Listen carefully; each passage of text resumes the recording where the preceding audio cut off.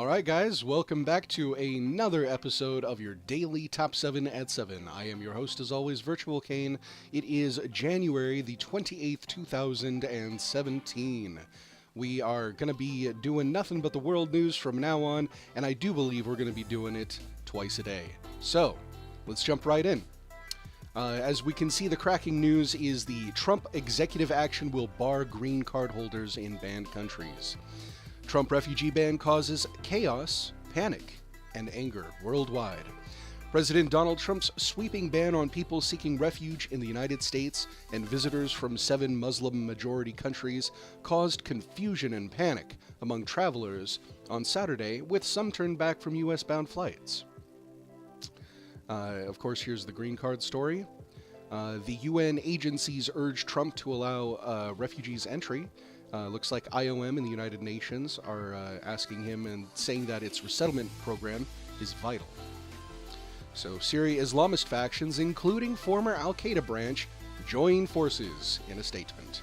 Several Syrian Islamic factions, including Al-Qaeda's former branch in the country, said on Saturday they were joining forces as clashes between jihadists and more moderate rebels raged on in northwestern areas. In Turkey visit, Britain's May highlights trade and human rights. British Prime Minister Theresa May on Saturday signed a $125 million defense equipment deal with Turkey and promised to push for more trade between the NATO allies, but cautioned Ankara on human rights following last year's failed coup. U.S. lawyers for Iraqis sue to block Trump immigration order.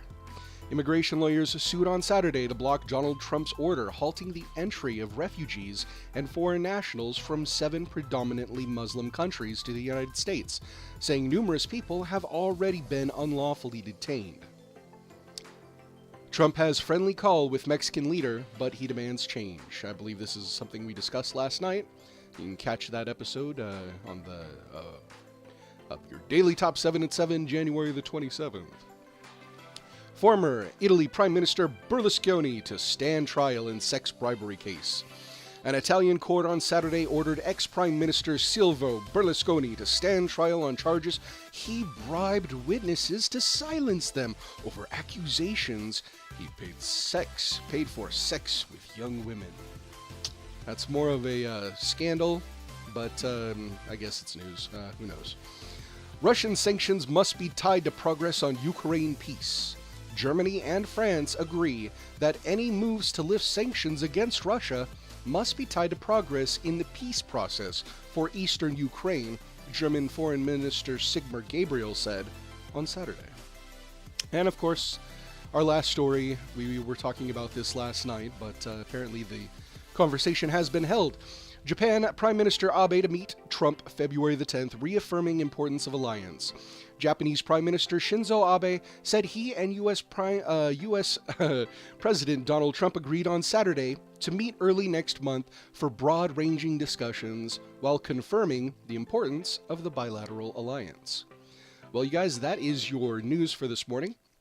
I've decided that in order to make up for the 2 days I missed earlier this month, I needed to give you 2 days of double shots. And since we are in a very upheavally time, the news just keeps pouring in. And so we're going to go ahead and just make sure that you get your daily dose, twice daily for a little while, but definitely every day from now on. All right, guys, thank you very much for coming on in. I hope you have a wonderful day, and I will see you this evening.